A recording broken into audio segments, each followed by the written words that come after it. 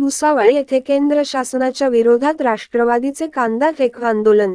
भुसावळ येथे मोर्चा काढून राष्ट्रवादी पक्षातर्फे कांदा फेक कापूस फेक आंदोलन करण्यात आले आहे।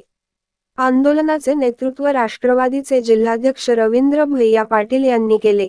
या प्रसंगी जिल्हा उपाध्यक्ष राजेंद्र चौधरी, जिल्हा प्रवक्ता वाय पाटील सर, तालुका अध्यक्ष दीपक मराठे, महेश सोनवणे, नागो पाटील, पप्पू जकातदार, शशिकांत पाटील, देवा पाटील व महिला कार्यकर्तेही उपस्थित होते।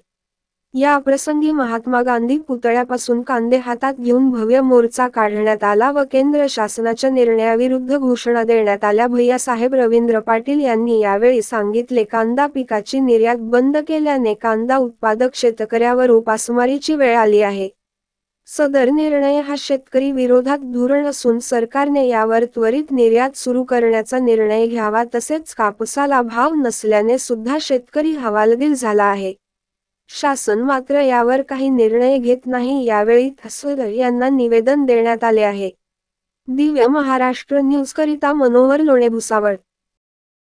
शेतकरी शेतमाल रस्त्यावर फेकून राज्य सरकार केंद्र सरकारचा तीव्र शब्दात आम्ही निषेध करतो। गेल्या अनेक दिवसापासून कपाशी आणि कांदा या बाबतीत नगदी पीक आहेत, याला भाव मिळाला पाहिजे याकरता आंदोलन केले, रस्त्यावर आम्ही उतरलो। प्रामुख्याने आज शेतकरी कांदा आणि कापूस हे उत्पादित माल रस्त्यावर फेकण्याच्या परिस्थितीत आज आलेले आहे। केंद्र सरकार राज्य सरकार या बाबतीत कुठलीही दखल घेतली। केंद्र सरकार राज्य सरकारचा आम्ही तीव्र शब्दात निषेध करतो। या जळगाव जिल्ह्याचे स्टील कॅबिनेट मंत्री असताना आज या जळगाव जिल्ह्यातील शेतकरी ही दुर्दशा आलेली आहे। या सरकारच्या माध्यमातून खरेदी केंद्र सुरू करून जास्तीत जास्त भाव शेतकऱ्यांना कसा मिळेल याचा दिलासा शेतकऱ्यांना राज्य सरकार द्यावा, परंतु प्रत्यक्षात काही होत नाही, फक्त आश्वासन दिले जातात। त्या ठिकाणी केडी पीक विमा या संदर्भात देखील मौन बाळगून ती म्हणते, याचं उत्तर केडी पीक उत्पादकांना त्यांनी द्यावं, शेतकऱ्यांना दिलासा द्यावा, अन्यथा राष्ट्रवादी यापेक्षाही तीव्र आंदोलन या जिल्ह्यात करेल। शेतकऱ्यांच्या तर्फे आदरणीय भुसावळ तहसीलदार यांना विनंती करून, तहसीलदार साहेब आतापर्यंत या शेतकऱ्याच्या वेदना ऐकण्यासाठी इथपर्यंत आले नाही। त्यांना जर शेतकऱ्यांना जास्तच उग्रवादी केलं तर भविष्यात तहसीलमध्ये घुसून असं पुढचं आंदोलन करू की तहसीलदाराच्या या खुर्चीजवळ हे कांदे आणि कपाशी येत्या 8 दिवसात नेऊ। जर 8 दिवसात जर पंचनामे या सडलेल्या कांद्यांचे 4 दिवसाचं गारपीट पाणी झालं, या पाण्याचा कुठलाही पंचनामा नाही, शेतकऱ्याला कुठलाही दिलासा नाही। सदर कांद्याची सळवण झाली तर झाली, परंतु कपाशीवर आज मानगुट्टी अशी आली आहे की कपाशीचा भाव आज 5,000 न 5,500 रुपये कपाशी घेत आहे। जर कपाशी हा फरदडीचा विषय आहे, तर हा 1 फेब्रुवारीपासून फरदडी कापूस लागला जातो, परंतु शासनाचा एक मोठा GR आणि निर्णय आहे की जो हमी भावापेक्षा कमी भाव घेईल त्याच्यावर गुन्हा दाखल करू, परंतु शेतकऱ्याची लूट होते आहे।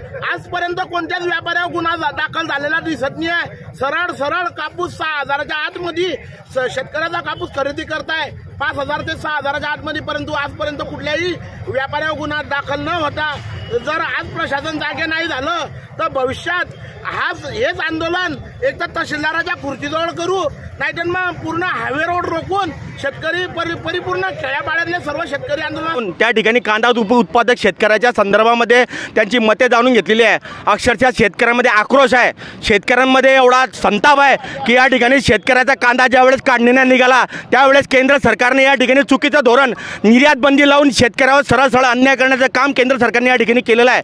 आणि राज्य सरकार कुठलाही कांदा खरेदी न करता या ठिकाणी शेतकऱ्याचा जो लाल कांदा आहे, लाल कांदा नश्वर कांदा असतो, हा जास्त काळ टिकत नाही आणि हा कांदा आता सडण्याच्या मार्गावर राहिलेला आहे। आणि त्याचप्रमाणे आता येणाऱ्या काळामध्ये सुद्धा निर्यात बंदी लावल्यामुळे अजून या कांद्याचे जे भाव आहे ते घसरणार आहे आणि त्याचा सरळ फटका या ठिकाणी शेतकऱ्याला बसणार आहे। मी या ठिकाणी राज्य सरकार असो किंवा केंद्र सरकार असो किंवा कुठलेही सत्ताधारी पक्ष असो, पार्टी असो, आमदार असो, खासदार असो, यांना मी या ठिकाणी चेतावणी देणार आहे। या ठिकाणी मी त्यांना निषेध करतो की या कांद्याच्या मुद्द्यावर केंद्र सरकार, इतिहास जाऊन बघा, केंद्र सरकार पडलेली आहे, राज्य सरकार पडलेली आहे, या कांद्याच्या मुद्द्याला छेडू नका।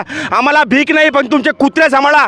आज रोजी आमच्या कांद्याच्या बाबतीमध्ये तुम्ही जे सरकार धोरण आखते शेतकऱ्यांना सक्षम करण्याकरता या ठिकाणी तुम्ही अनुदान देत असतात, पण ज्यावेळेस आमचा शेतकऱ्याचा कांदा चांगला बनतो, गुणवत्ता बनतो आणि त्या ठिकाणी तुम्ही या ठिकाणी शेतकऱ्याचा कांदा खरेदी करत नाही शेतकऱ्याच्या कांद्यावर निर्यात बंदी होता। या प्रदेशामध्ये या शेतकऱ्याच्या कांद्याला फार प्रमाणात